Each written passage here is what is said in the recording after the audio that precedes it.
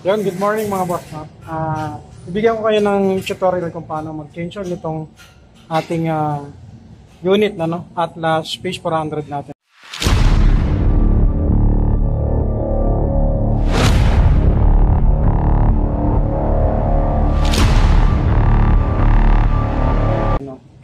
So, good morning sa inyo at sana makapagbigay na naman ng kalaman muli sa inyo ngayong araw. No? At samahan nyo ako para i-change oil natin itong unit na to. At kung ano yung proper maintenance procedure ng ating unit mga boss. No? Tara mga boss. At kung bago kayo sa aking channel, huwag po kalimutan mag-like, share, comment. At lalo mag-subscribe at pindutin ang aking notification bell para updated kayo sa lahat ng video yung ina-upload ko mga boss. No?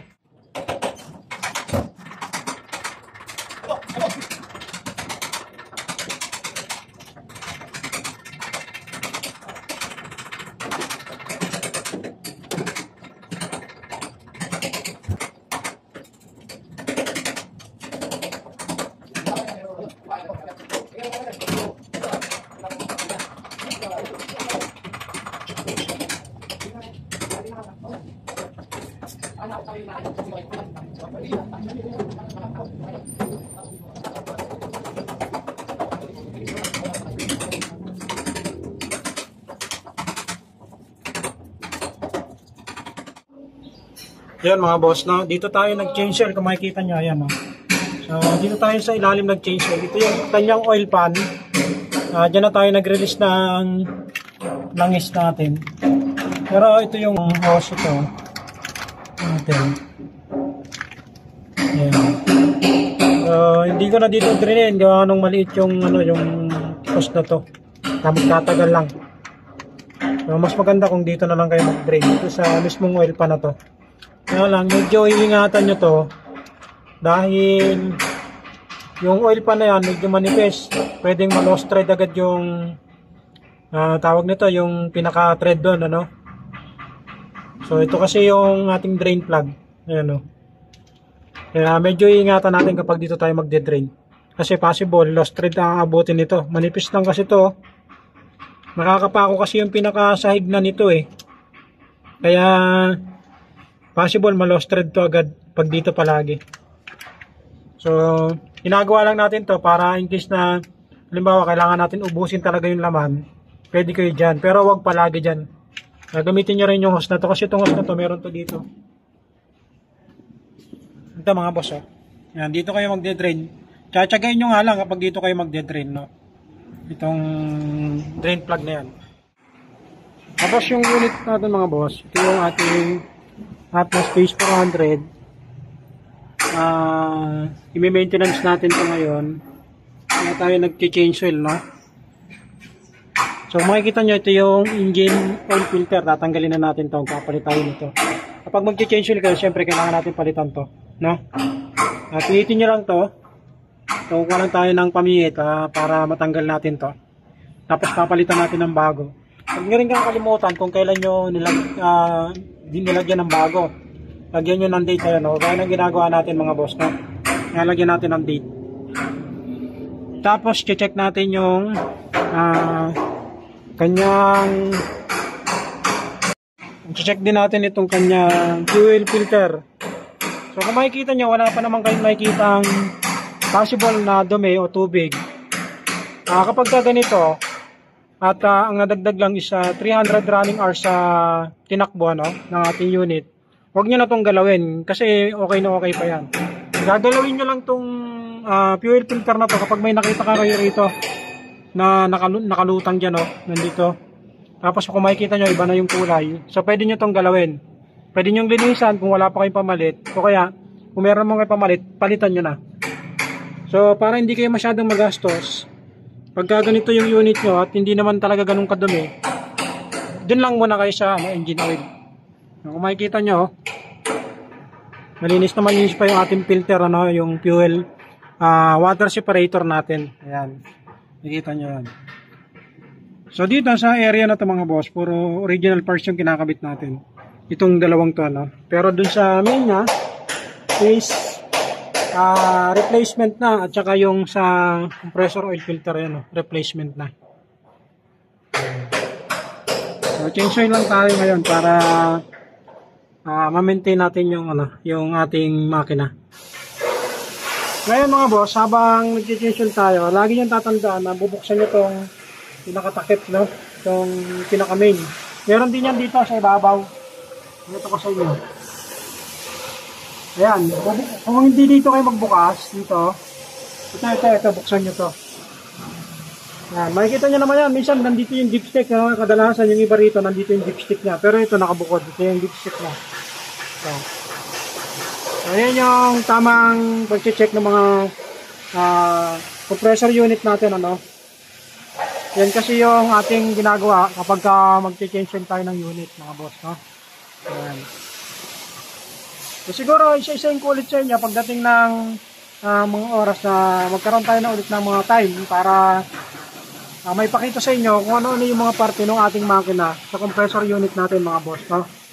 Magbibigay ako ng mga tutorial o mga tips para sa inyo para makapagturo kung ano yung possible na pwede nyong galawin kapag nagkakaroon ng trouble yung unit ng mga boss.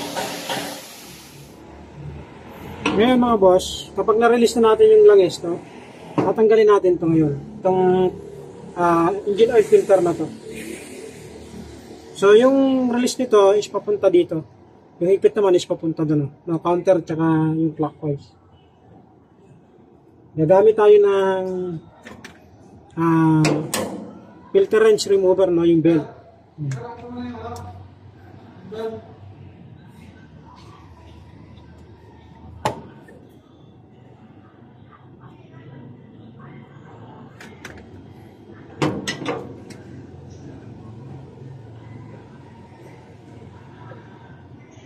Natin, no? Ayan. Papalitan natin ito ngayon ng bago. Kung mapapansin nyo, ito na yung ating air filter, no? Replacement lang itong gamit natin, pero magandang klase naman ito, no? Ito yung tinatawag kong mga class A engine oil filter. Sa paglalagay nito mga boss, lalagyan nyo lang siya ng langis doon sa na-apply nyo bago nyo isalpak doon sa engine. So papakita natin sa inyo. Ayan mga boss, papakita ko sa inyo yung pagsasalin para malagyan ng naman.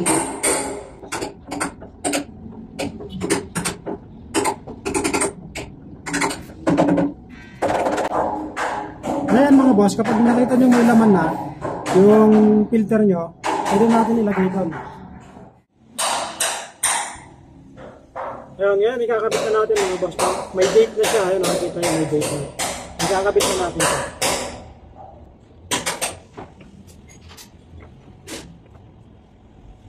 Sa pag-iigpit nito mga boss, kailangan nyo lang gumamit ng kamay. Huwag na kayong gagamit ng filter remover. Para alam nyo tamang higpit lang kayo.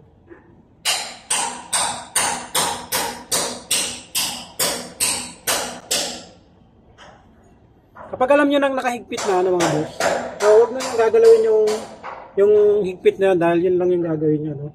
Ayan.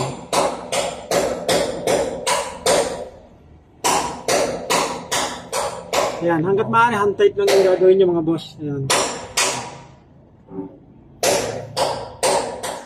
Okay, ngayon mga boss, gagamit tayo ng langis na 15W40. Ayan. Sasali natin dito tapos magdi-DIY lang tayo ng lagayan. Tapos sasalina na natin dito. Ayan, dito tayo magsalin. Tapos maglalagay rin tayo dito kahit mga 1 liter lang dito sa ibabaw. Ayan, Ayan yung butas. Maglalagay lang tayo ng 1 liter kapag magsasalin tayo bago tayo dumirekta rito. Ang capacity nito is mga 18 liters yung kakarga natin dito mga boss.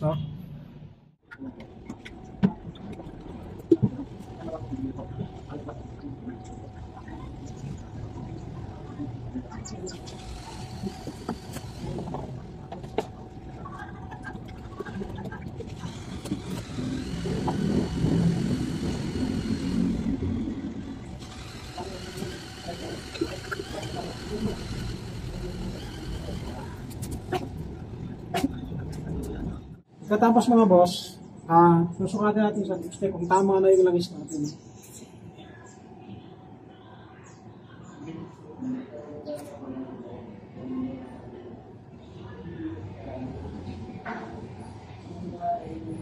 So, ulitin nyo lang yung procedure. Sasakyan ako nun.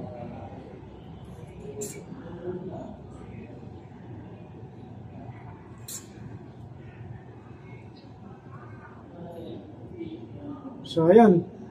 Kapag ganito naman karami yung langis natin, babawasan natin kasi nakapull na siya. So, dapat kasi, dito lang dapat. So, dito lang dapat tayo.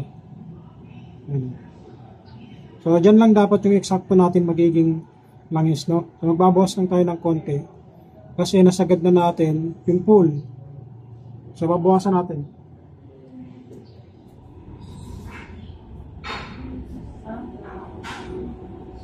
So, ayan mga boss, papakita ko na sa inyo yung eksaktong level, no? So, nagbawas na tayo ng langis. Papakita ko na sa inyo. Ayan. Kung mapapansin nyo, wala na dun sa dating ano, ito na sa araw, ayan o. Ito na sa araw. Ibig sabihin, pwede na to.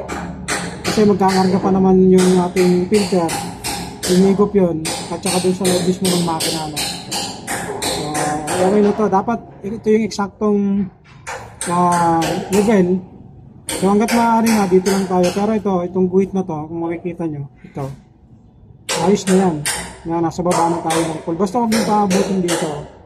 So, may nakatulad na pool. So, hanggang dito lang mga boss, no? Hanggat maaari dito, kaya dito sa araw na to. And yan ang sinabi ko mga boss, nakabit na natin yung bagong filter natin. Ayan na. Tapos nakabit na rin natin yung drain plug niya.